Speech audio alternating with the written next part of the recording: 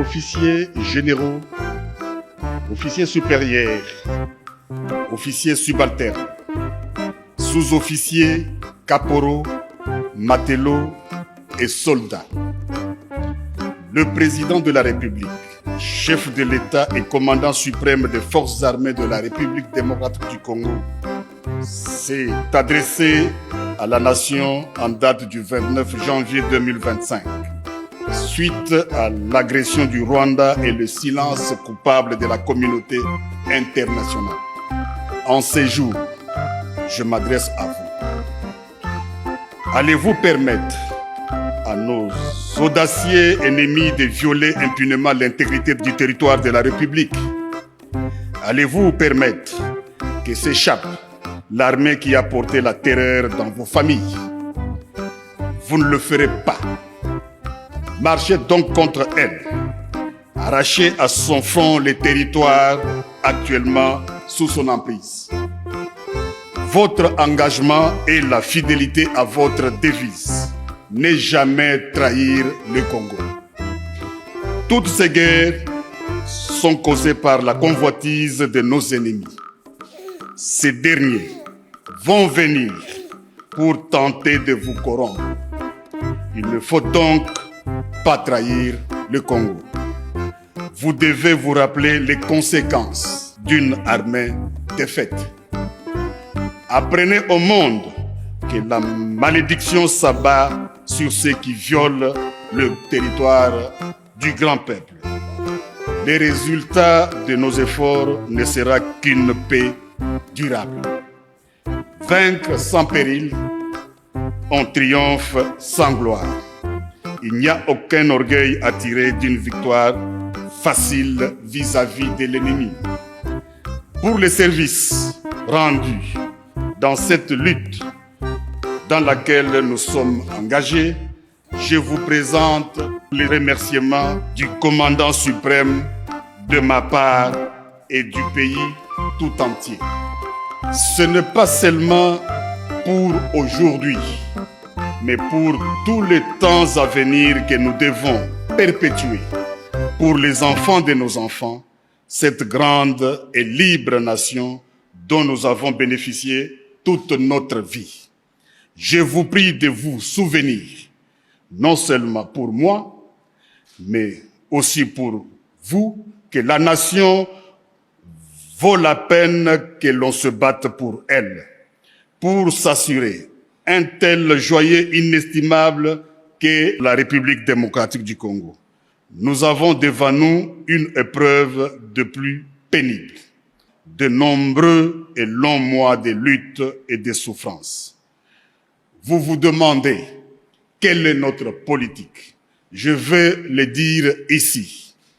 C'est faire la guerre par mer, par terre et par air, de toutes nos forces et avec toute la force que Dieu peut nous donner, de faire la guerre contre la tyrannie monstrueuse, jamais surpassée dans le sombre et lamentable catalogue du crime humain. Telle est notre politique. Il s'agit d'une question de vie ou de mort pour la République démocratique du Congo. Il s'agit particulièrement de savoir si le peuple congolais restera libre ou tombera dans l'esclavage post-colonial. Il ne doit pas y avoir de place dans nos rangs pour les pleurnichards et les lâches, pour les marchands de panique et des déserteurs. Notre peuple ne doit connaître aucune peur au combat et doit se joindre de manière désintéressée à notre guerre patriotique de libération, notre guerre contre les asservisseurs fascistes.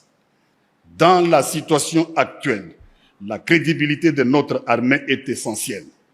C'est pourquoi vous devez assumer sans faiblesse votre mission constitutionnelle.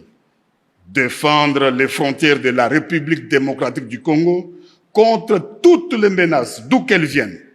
Vous devez donc faire face aux menaces qui se présenteront dans tous les domaines de conflictualité. Chacun d'entre vous doit se sentir concerné par cette mission. Ici, nous restons debout et nous nous battrons. Il n'y aura pas d'autre retrait.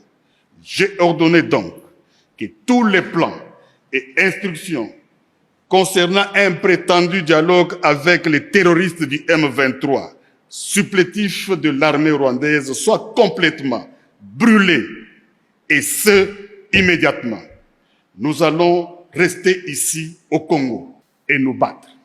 Si nous ne pouvons pas rester vivants ici, alors restons ici morts.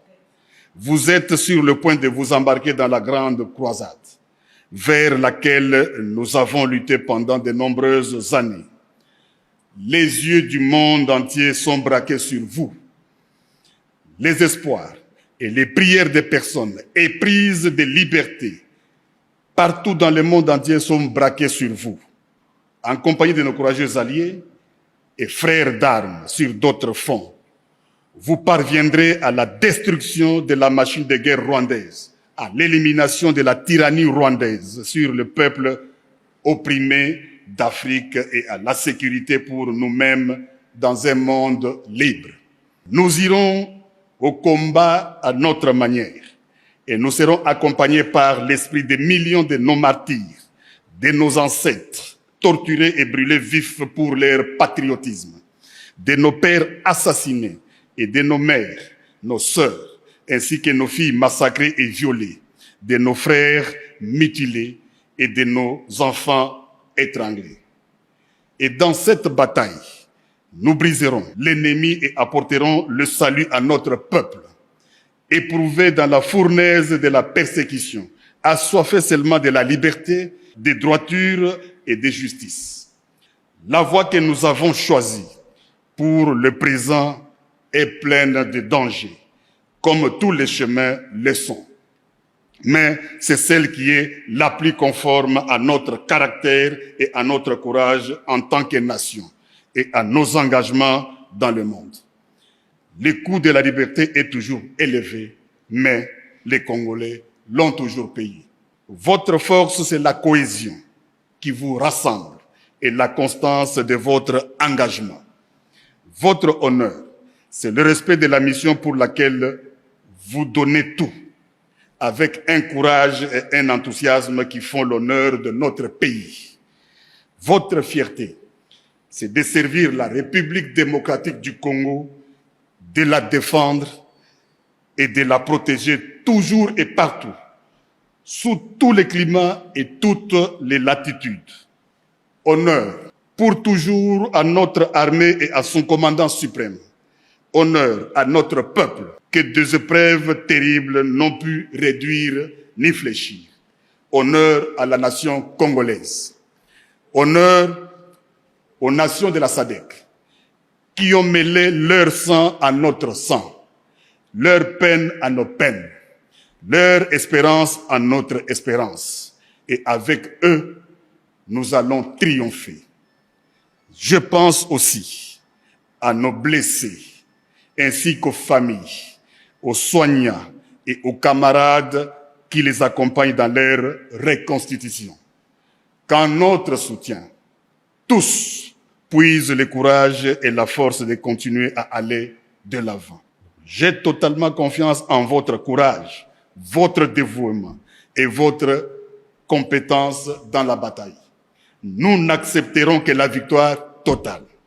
La guerre nous imposée injustement sera vaincue et la République démocratique du Congo restera une et indivisible.